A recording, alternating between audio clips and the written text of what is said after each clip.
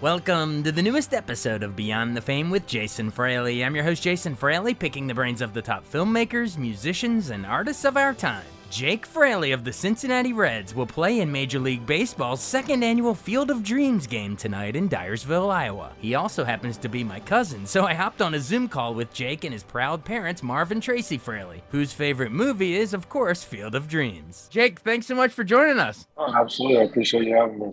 And we're here with his parents, Marv and Tracy. Thanks so much for joining us, too. Yeah, you're welcome, Jason. Awesome. Thanks.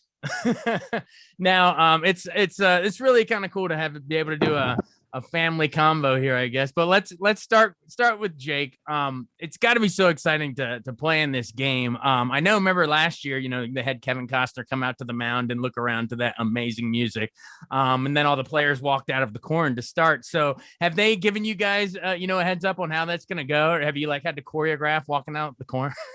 Yeah, no, we haven't had to choreograph it. They haven't talked too much about it, actually, surprisingly. I think it's more going to be once we get there, because we get there pretty early. And, I mean, as you would guess, there's not any facilities out there as far as, what you're used to at a stadium. So there's going to be quite a bit of time to, do all of the, unique things that come along with playing in this game, which, of course, just like everybody saw last year was, walking out of the cornfield.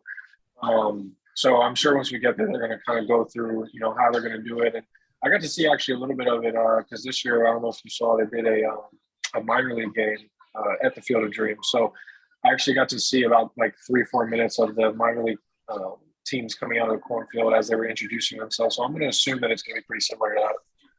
Awesome. And I'm sure just like playing any other big game, you're like, okay, I'm going to try to enjoy it, but I don't want to get distracted from what I'm here to do, which is actually, win a baseball game. But that being said, it's got to be interesting because you play in the outfield, so you're actually going to be turning around, and usually there's a warning track and a wall. Instead, there's going to be corn. And we've seen you rob some home runs before. It's going to be a little different with corn stalks. But how do you mentally prepare being in the outfield? How do you deal with the corn stalks? Yeah, I think it's going to be a little bit more relaxing because I'm not going to have a bunch of drunk fans yelling at me. So, maybe ghosts yelling at you, yeah. Yeah, absolutely. So maybe it might be a little bit worse, actually. But no, it's obviously a very unique, opportunity. I like to think of it as a once-in-a-lifetime, right? Because I'm not going to be able to do it again. Yeah. So with the rounds that they're going to be doing around the league, over the years to come since they started this, the odds of you being able to do it again are, very slim. So I'm taking it as a once in a lifetime opportunity. And, I'm obviously it's, at the end of the day, it's still a baseball game. It's still a big league game that, we're trying to go out and win. So obviously the routine and the habits and the focus is all going to be the same, but, obviously the atmosphere and some of the external things are going to be a little bit different. Awesome. Yeah, it's going to be exciting to see you out there on that field, which is, is this heaven? No, it's Iowa, and it's one of my favorite movies. And I know, let's toss it to your parents here, Marvin, Tracy. Tracy, I know you've long said it's your favorite movie, and also he's playing against the Cubs, so this is going to be pretty big for you. But talk about, what is it about Field of Dreams that you think after all these years? It came out in '89, but why do you think it's so timeless? Right. I know. And how perfect being a lifelong Cubs fan, my favorite movie. And then my son gets to play on the opposing team. You couldn't set up a better movie. Right. Right. So yeah, what is it about Field of Dreams that's lasted the end of time? And I was thinking about this, and I think because it's so much more than just a baseball movie. Mm-hmm. It can attract people, whether they're baseball fans or not. That on the surface, it's a baseball movie, but when you really think about the movie, it's so much more about dreams, fulfilling dreams, making amends with people you've, had hardships with, so much more than just baseball. Baseball might have pulled a lot of us into the movie A Field of Dreams, but then those of us who love the movie recognize it for so much more than just a baseball movie. Yeah. And I think that's the love of it. We all want to meet our baseball heroes, gosh, the age old saying, I'm raised one of them, but we all have our heroes that we'd like to meet. But that's part of the dream and the the pull of the movie. You know, we all have dreams. You know, the writer writing for what's going on and getting to go, you know, into the cornfields to fulfill his dream. And, you know, Ray Kinsella getting to meet his father and make amends with him because he wasn't pleased with the way he treated his dad when he was younger, you know. So there's so much draw to it besides just baseball. Baseball's the icing on the cake as far as I'm concerned with that movie.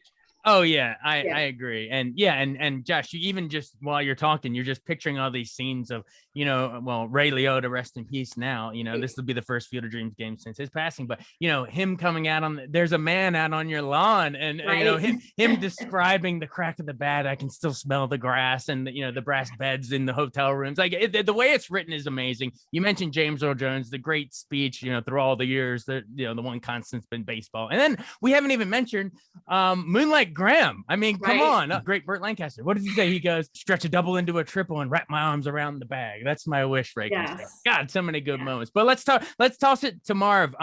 Does the whole, you know, hey dad, want to have a catch? Does that, I mean, I'm in a pool of tears every time I watch that. But Marv, you know, you having a son now in, you know, in the majors, and I think of my grandfather. He taught my dad, he played catch with me, you know, but Marv, is that for you as a father? Does the hey dad want to have a catch? Does that wreck you every time?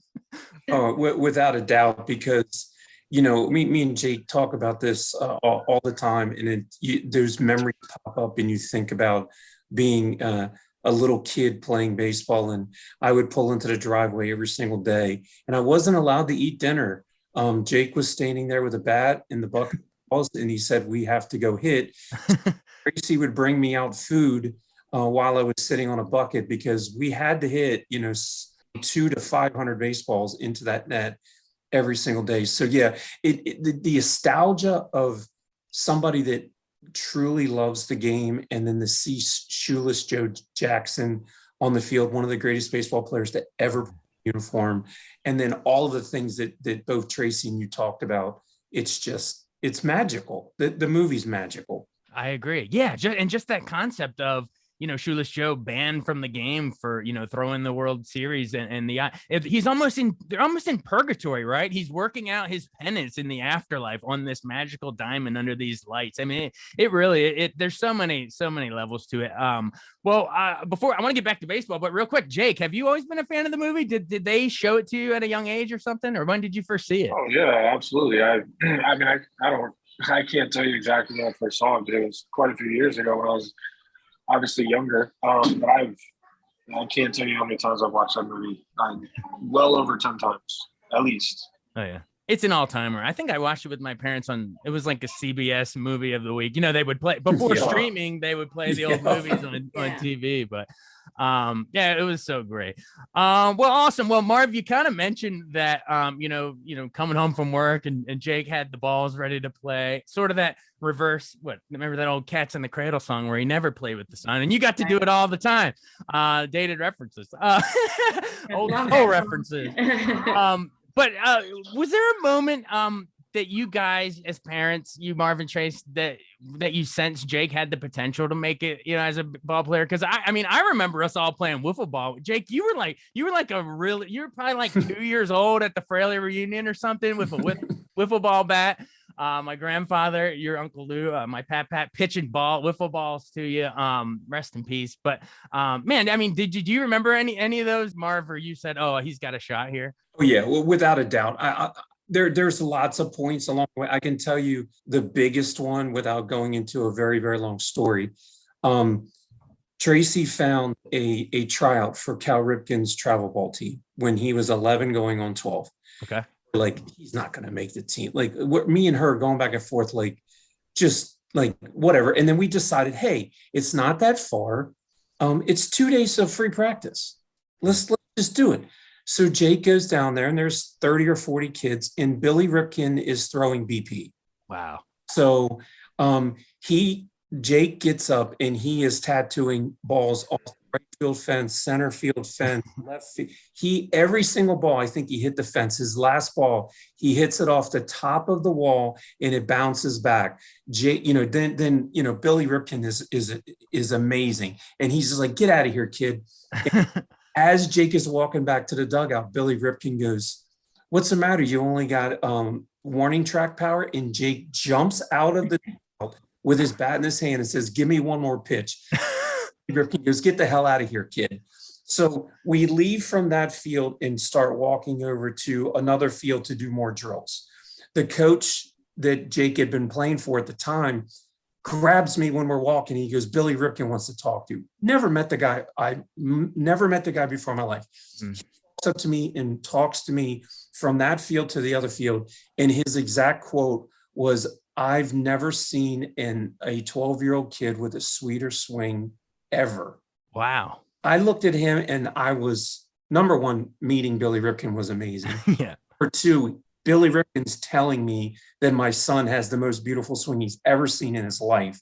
That says a lot coming from a guy that has a father, his brother, and everything that he's been through with baseball. And that was when it was a sealed done deal for me. I was like, damn, we got something special here. Where real quick, where was this? Was it in Delaware, or did you go to Aberdeen? Aberdeen? It was in Aberdeen. Aberdeen. Aberdeen. Okay. Yep. The park that they have there. Wow. Yes. And it Jake, was brand new. And Jake, you grew up. I mean, I always knew you wore number 8 and everything, right? You were a Cal Ripken fan, so to have Billy there, that must have been crazy. Oh yeah, absolutely. I mean, watching the Orioles games almost every single night at that time when we were that young in the basement. So my favorite player was Nick Markakis, Jay Gibbons. Yeah. That was your era. JJ Hardy was there. So like all of those dudes, and obviously Adam Jones. But yeah, I mean, absolutely enthralled by everything Baltimore. That's awesome. Tracy, did you have a moment where you were like, wow, my son is going to do this? Yeah. So you're really going to laugh at me, and Jake and Marvin might even get mad at me at times, but they'll tell you, and Jason, you may know this to an extent, but I am like the realist and I keep it level. So it really, I have to tell you that whole story with Jake, which led him to playing on many other high caliber travel teams. And every step of the way, I kept saying, maybe he does have something.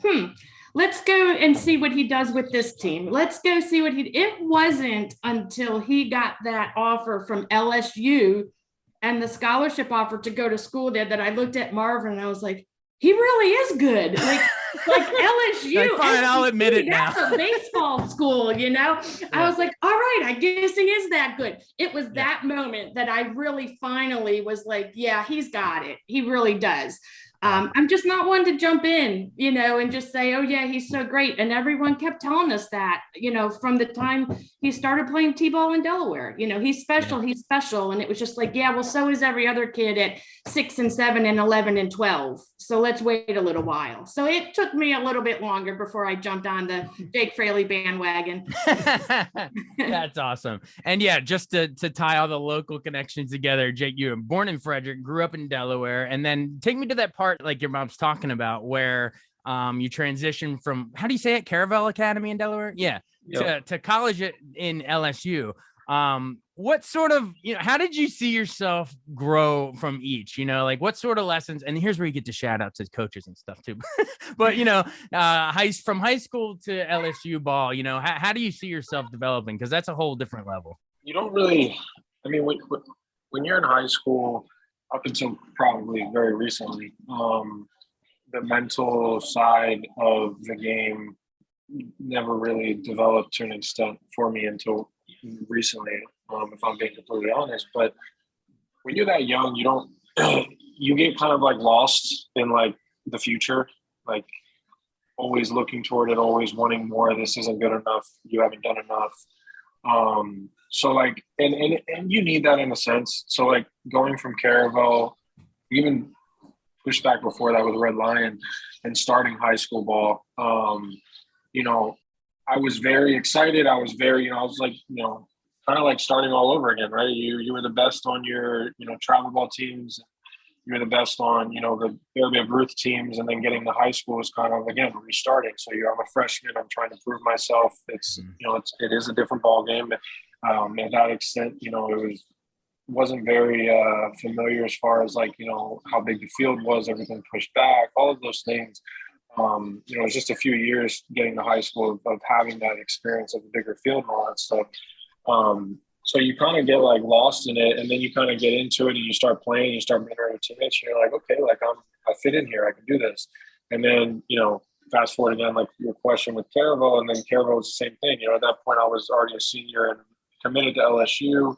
You know, I had a lot of interest from the pro side coming out of high school. And it was kind of like, okay, let me see where I fit in here. And then I get to Caravel and, you know, everything's good. Everything's, you know, awesome. I have a phenomenal year. And then, you know, I'm like, you know what? I want to go to LSU. I don't want to go to pro ball. I don't think I'm ready.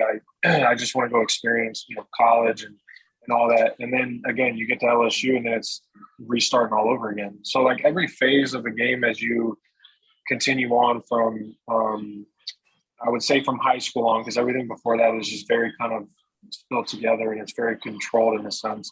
But high school, travel ball, and then getting into college, and then obviously professional baseball and on up to the big leagues, it's every level is a new restart. So it's just that concept of like remembering kind of like where you came from, understanding this is kind of like a new level and a new aspect of the game you gotta kind of embrace, learn, adjust, and then find out where your feet land, and see where you can kind of fit in. And then once you kind of get that feeling, it's kind of like, you know, I've been here before, even though, you know, it's new. Right, definitely. Well, it was fun to come watch you at LSU. You know, you tore the cover of the ball and you were awesome. And although I will say I did not know it could. Well, I thought it was going to be all warm coming to Baton Rouge, and I was like an unseasonably cold weekend. Freezing. It was freezing, and we were sitting in the shade. We pulled our comforters from the hotel onto the bleachers with like our teeth were chattering. Right. But and my poor dad too with the waffle maker. Always stories in the Fraley's travel. Yes. Oh, anyway, inside jokes aside, but anyway, all right, so now moving chronologically, Jake, you get drafted by Tampa Bay, and you know, obviously, and then you get traded to the Mariners. But what was it like? You know, let's ask the parents. What was it like on you know, seeing your son get drafted? It was the most nerve-wracking experience I went through in my life. Yeah, you have all of these thoughts and to sit there and everybody's like, it's got to be the greatest day you've written. It was a stressful night because I wanted so bad for Jake to make his dreams come true and to sit there and watch call after call after call after call and see him getting more, you know, more and more frustrated. It was not fun. I mean, I look back on it and it was amazing gifts for all of us to have and go through, but it was not a fun night in that aspect. Once he got picked, it was like, thank God. And then it was everybody just relaxed and, you know, started celebrating. Yeah.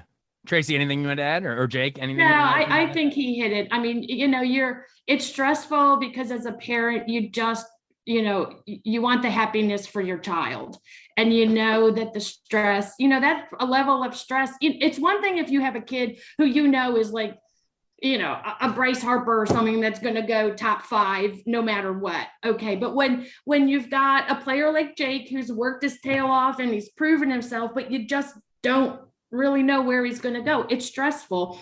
But it was stressful. I wasn't stressed. It didn't matter to me if he went first or if he went last. All I wanted was for him to get drafted to have the opportunity. But expectations in his eyes and the stress it places on them, that's where it's nerve-wracking for you as a parent. And I think Marvin touched on that just fine. Oh yeah, definitely. Yeah. And Jake, one quick final Seattle question before we come full circle to Cincinnati Reds here. But take me into that big play where, you know, where you rob the home run and come off and make the big throw. And I'll never forget the announcer's voice cracking. Fraley! Oh my God! Our name is etched in time with a voice crack now, thanks to you. But tell me about that moment. You know, did you get a good read on the ball? Did you put your foot up on the fence? I can't remember. But take us into how that played out. Yeah. Well, I mean, it was a very close game, so everybody was locked in for the entirety of it because it was just back and forth and locked between both of us. You know, nobody was really budging for most of the game. And then, you know, they had a rookie. It was actually his, I believe it was his debut or maybe his second game in the big leagues, Paredes. And actually, scratch it out. It was his debut. And he already had a hit, so he got his first big league hit out of the way. And, he got into that one. And surprisingly, he was actually off of one of our best relievers last year. He was phenomenal, one of the best in baseball. So the fact that he got to the fastball that he got to, that was a little bit out of the zone in, was surprising in itself. So, I was able to – we were already playing deep, so I was already close to the fence, which makes it a lot easier from an outfielder's perspective with a ball that's hit well, directly over your head. So I knew where the fence was. I knew it wasn't, too far off from where I started. And at that point, it's just a matter of sticking to your instincts, going into everything that you practice before the game and in the off season and everything, leading up to that moment. And you just you dive into the instincts and you just try to time it as best as you can. And I timed it perfect, and I was able to jump up. And they had it's not too high of a fence in left field in Detroit, so I didn't have to climb or use my feet or anything. It was just more of just, again, the timing aspect of it. And it went into the glove, and I was already pre-playing the possibility of the play before it even happened. So I knew that if I had the opportunity to catch the ball, especially in a sense of a ball hit hard like that I had to get it in quickly, with the guy on first base, and all of it ended up playing out exactly how I kind of planned it in my head. I just didn't have it planned out as quite exciting as that. Oh yeah, that it was perfect for like Sports Center top 10 and all. And you became a bit of like I feel like on social media they were like Jake Fraley legions, like hashtagging you right and left after that thing. It was hilarious. But you look like Ken Griffey Jr. And ironically, there you go. He went from the Mariners to the Reds, right? And there you follow. There you go. And now you follow that. So bring us full circle with some Cincinnati stuff then, because that's who you'll be playing with tonight in the Field of Dreams game. Yeah. Take me sort of it was a bit of a bumpy ride, in terms of you move on to Cincinnati and then you battled some injuries. Talk about how you were able to sort of pick yourself back up off of the ground and come back and have one hell of a game against the Orioles the other day. Yeah, a lot of things that last year and change just kind of freak things out of my control, injuries wise. And unfortunately with sports, it's just part of the game. It's just there's things that you can't control. There's obviously injuries that you have that you can't control, but the things that were happening to me in the tumble of a few things were things out of my control. So a lot of it was just me after the first few putting my head down, getting back up. Everything that you're taught as an athlete. Perseverance and getting through everything that kind of doesn't go your way.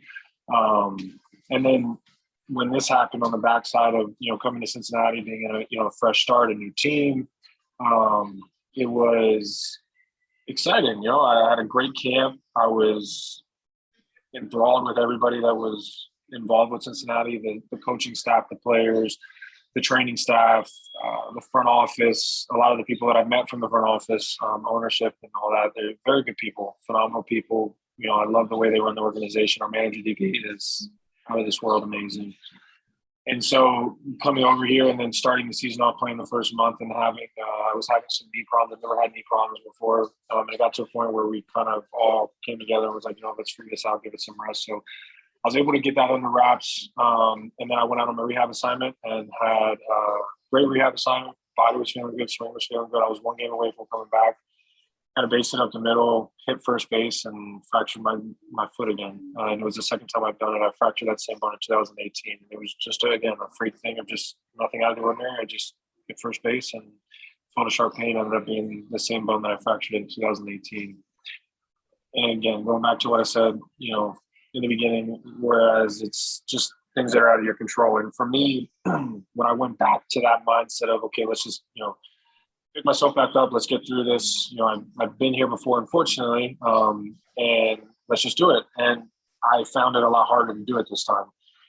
And I think it was just a constant kind of gut punches of, again, the year and change of just constant things just not going my way. Still battling myself, even, having the things that didn't go my way last year. I still put together a pretty decent rookie year for myself with, barring the things that I had to deal with the decisions that Seattle made as far as well as, hamstring tear and all of that stuff.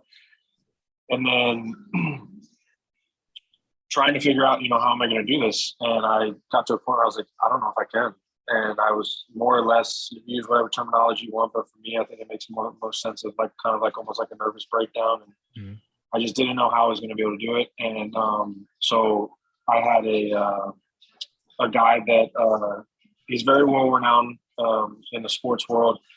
He's been doing a lot of mental skills, psychiatry stuff for almost 30 years now with a lot of, Hall of Fame fighters, Cy Young winners in baseball, guys that'll be, multi, year extension guys, all-stars in baseball. And started working with him. Hired him on as, whatever you want to call a psychiatrist, mental skills coach. And it has completely changed everything that involves me and my career. Completely changing the way that I think about my career in the aspect of how in control I am of it, what is in my control, what's not in my control. And those things that are vital to elite athletes from the performance side, because when you are able to give all of your energy into the things you can control, now you're starting to get into the aspect of what makes, these athletes that you see like LeBron James, and Kobe Bryant, the Bryce Harper, Manny Machado, all of these guys, and why they're so good for so long and so consistent with their performance, because the game in itself is hard. Everybody fails, right? Baseball, you fail, if you fail 70% of the time, you're Hall of Fame. That's you're crazy. Yeah. You make millions and millions of dollars and you fail more than you succeed.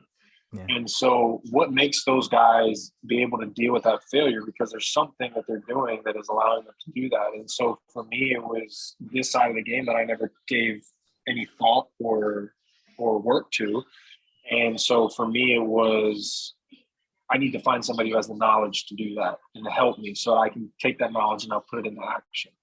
Right? Because knowledge without action is worthless, but knowledge with action is power. Right? Yeah. So for me, it was a game changer, and everything changed for me from that point on. And I feel like I am the most prepared Jake Fraley as a baseball player that I've ever been in my entire life. Wow, that's awesome. So you combine the mental side with the physical side, and then I know you're always pretty outspoken about the spiritual side too. Talk about how your faith is such a big part in this too. Before we run, because Zoom's going to kick us off in like 6 minutes, but we want to give credit where credit's due. No, absolutely. Jesus is everything to me. He is the center of not only myself individually, but my marriage, my family, and so for me, it's just the aspect of understanding that he is in everything and he is everything.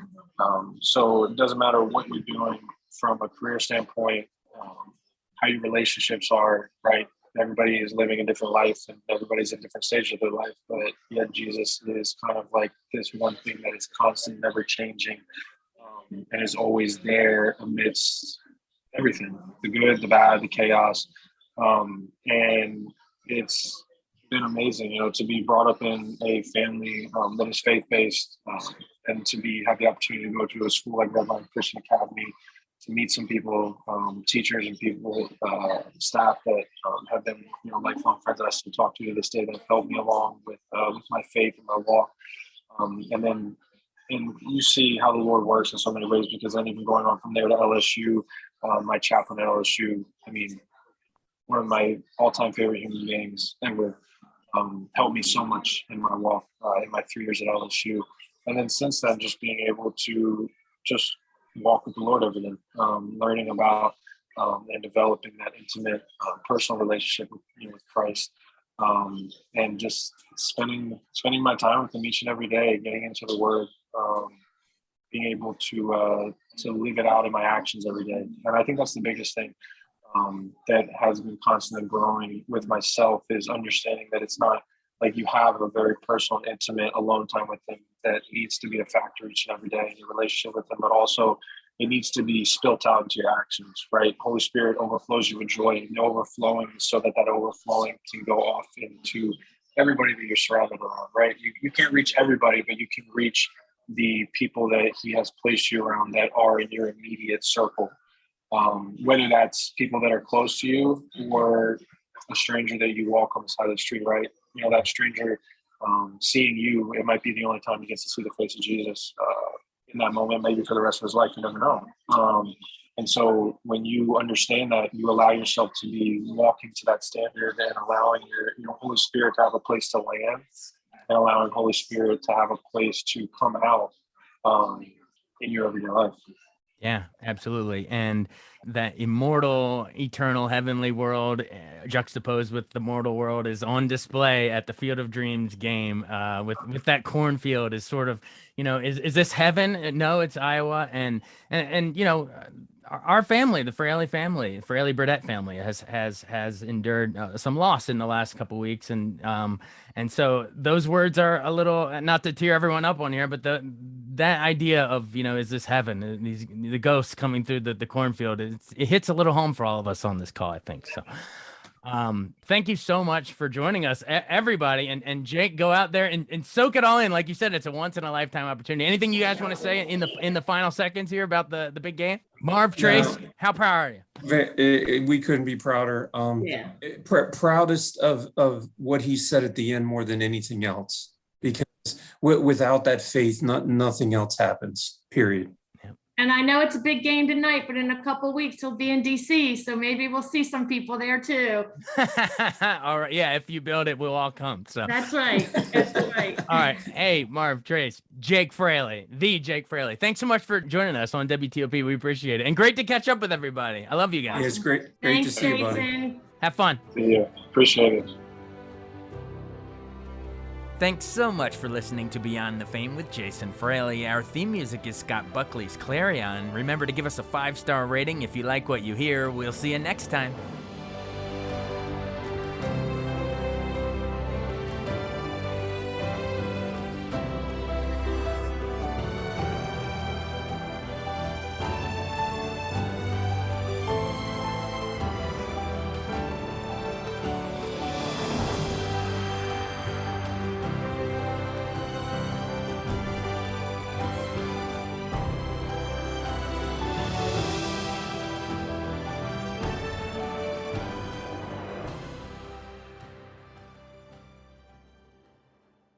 I wanted to take a second to tell you about an app I really enjoy. Living in the DC area is great, and Podcast DC gathers all of the local shows that I like all in one local app. Health, sports, local news, politics, and so much more. Podcast DC is the new local app with hundreds of DC area podcasts to choose from. I can earn exciting rewards just for listening and share the podcasts I love instantly. Available in the App Store or in Google Play, listen local with Podcast DC.